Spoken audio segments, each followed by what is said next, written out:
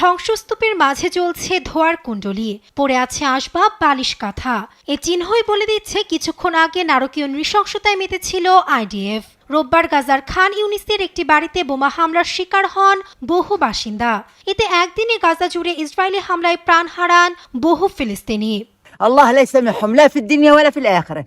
রাত 11টা থেকে একনাগাড়ে বোমা পড়তে শুরু করে। এসব মানুষ শহীদ হয়েছেন। আমরা প্রাণ নিয়ে কোনো রকম পালিয়ে এসেছি। তারা আর কি চায়? সৃষ্টিকর্তা যেন তাদের কখনো ক্ষমা না করেন। কেন তারা সৃষ্টিকর্তাকে ভয় পায় না? আমাদের যথেষ্ট হয়েছে, আল্লাহর কসম যথেষ্ট হয়েছে। এদিকে অব্যাহত হামলার মধ্যে গাজার 2/3 এলাকাতে কঠোর বিধিনিষেধ আরোপ করেছে ইসরায়েল। এ তথ্য নিশ্চিত করেছে জাতিসংঘের মানবিক বিষয়ক সমন্বয় অফিস OCHA।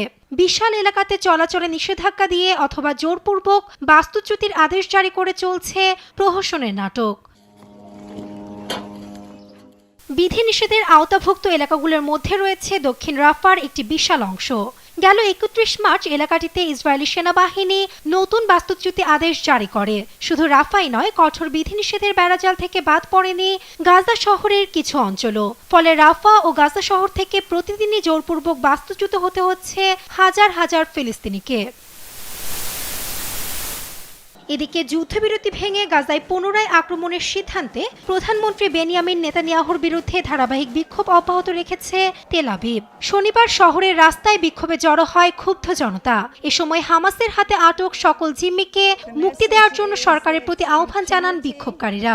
একই দিন নেতানিয়াহুর হাঙ্গেরি সফরের বিরুদ্ধে প্রতিবাদ জানায় বুদাপেস্টের বাসিন্দারাও।